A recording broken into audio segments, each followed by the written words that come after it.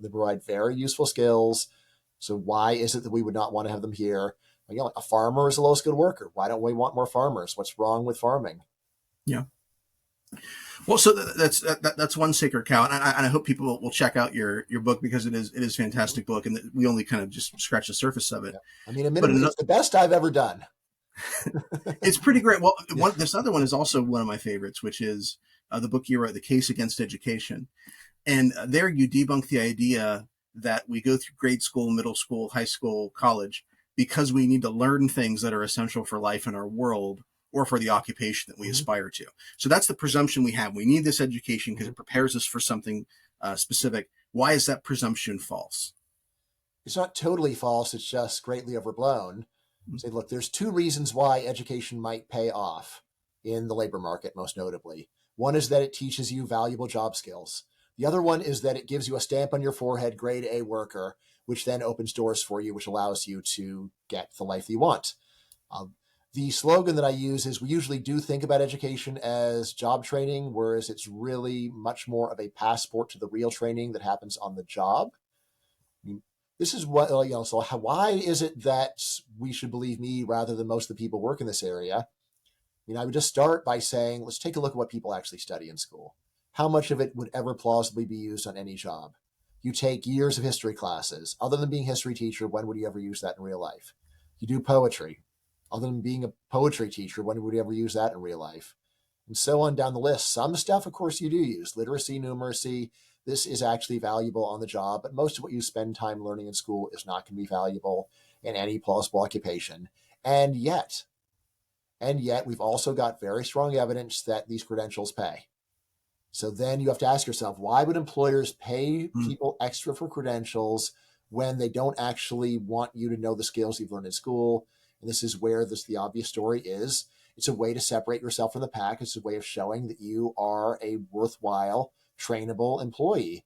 When an employer has hundreds of applications, they're looking for reasons to say no, not just to hiring. They're looking for reasons to say no, even to interviewing. They need to thin the herd. They can't interview 300 people, much less give 300 people a trial period.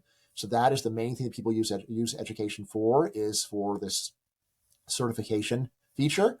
The key thing to understand about it is, from the point of view of an individual, it doesn't really matter why your education pays. You just need to know that it works.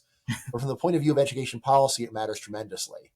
If the reason why education pays is that you learn useful skills, then when taxpayers subsidize it, they are at least increasing the skill of the workforce, which then will increase the prosperity of society.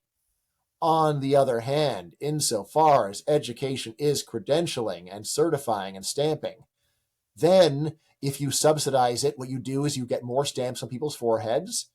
At this point, employers will just raise the bar and say you now need more stamps to be worthy to not have your application be thrown in the garbage.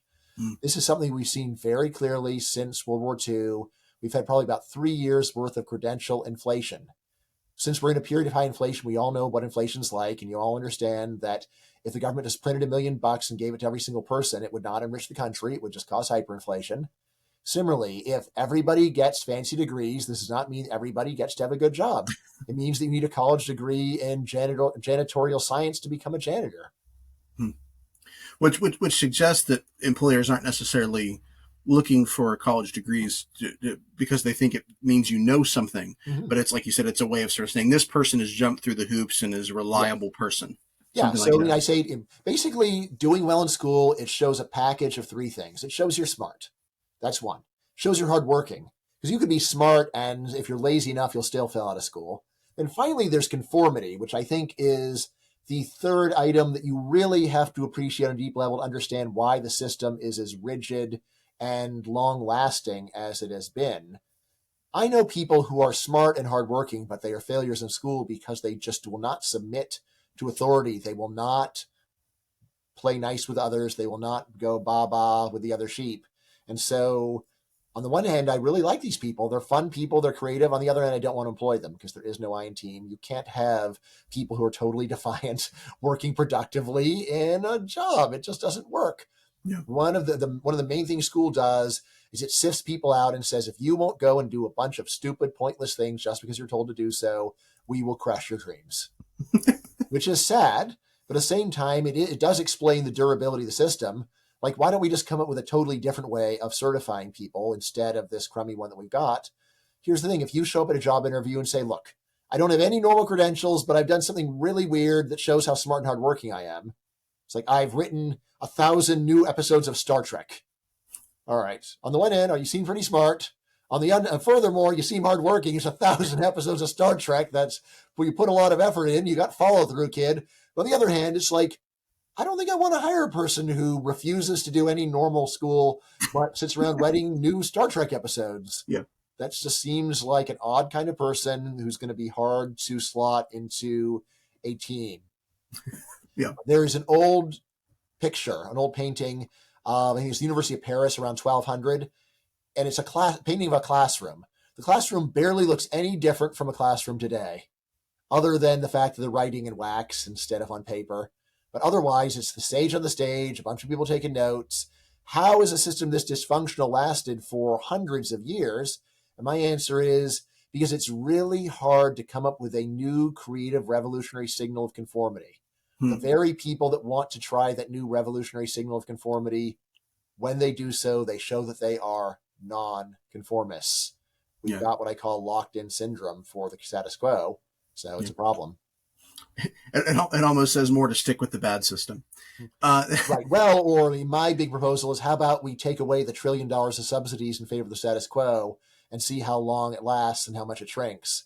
There's a lot of evidence that it is not impervious to incentives. The money does matter a whole lot, and it would shrink enormously, allowing people to then go and start their lives at a much younger age. So government subsidies essentially sort of create this sort of artificial environment where people aren't necessarily buying something because they want it. Of course. They're buying it. Yeah.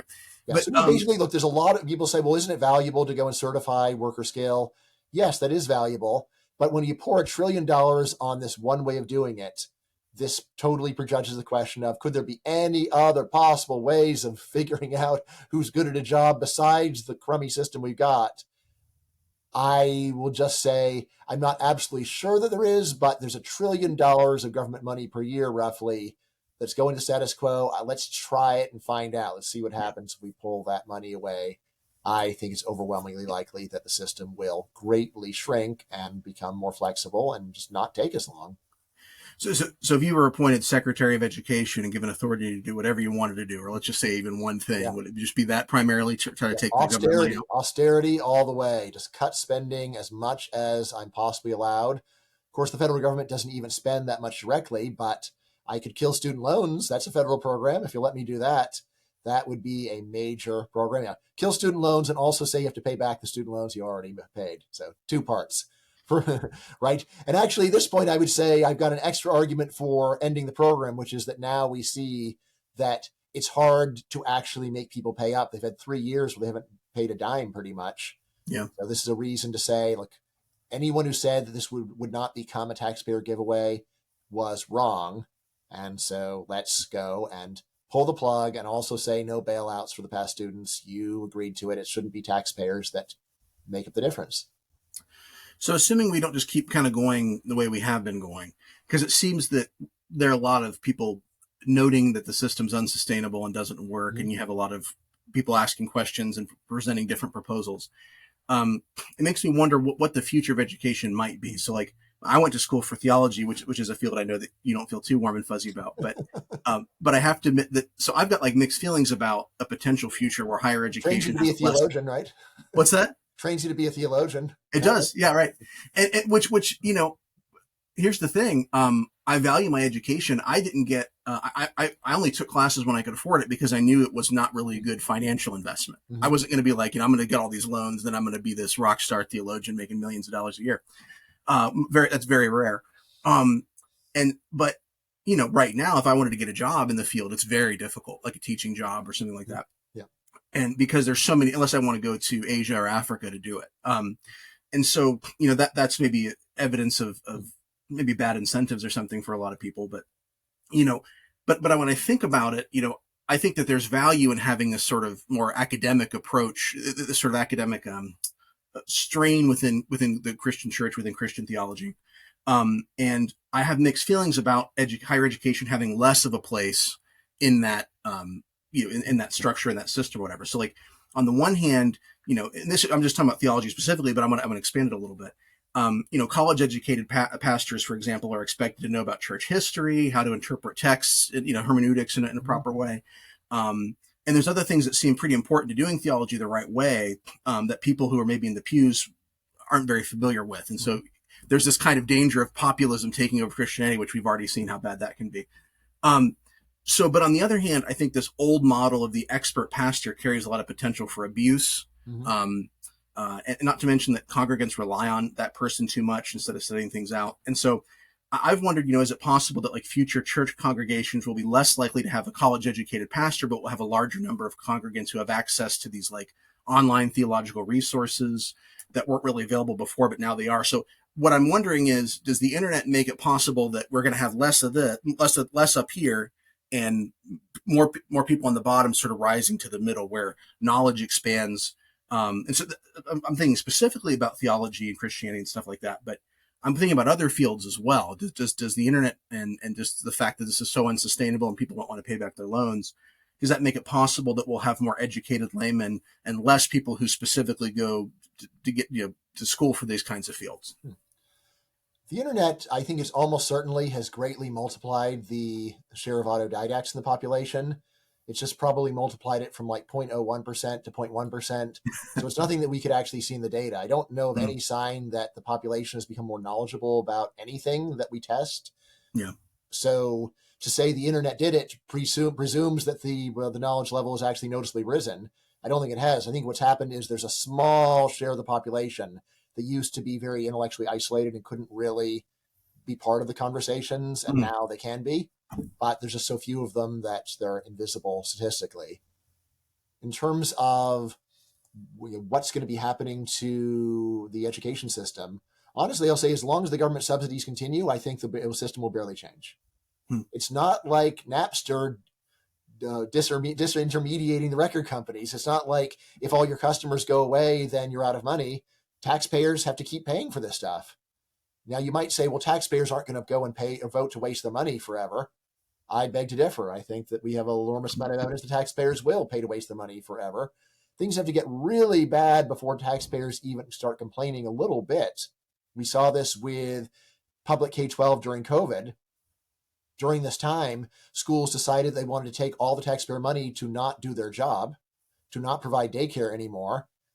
Most parents just accepted the situation. There were no big tax revolt, no big defund the schools initiatives.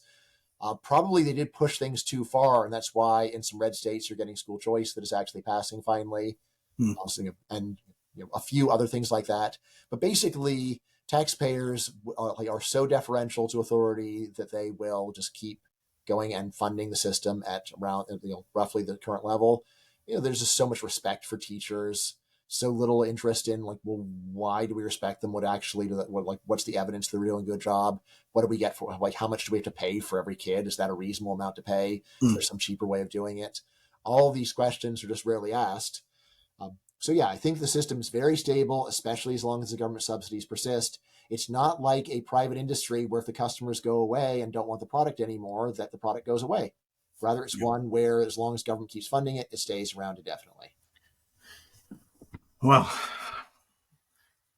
I guess I hope it gets better than it is.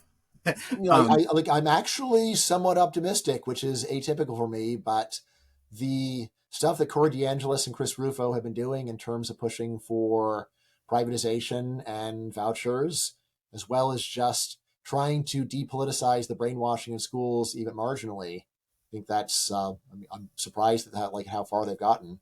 Yeah. Well, there's another book that you wrote. Sorry to shift courses so quickly, but called "The Myth of the Rational Voter," and you're sort of taking on this idea. We talk about how in economics it's kind of common to talk about how people choose what they think is in their best interest, what the highest value for them is.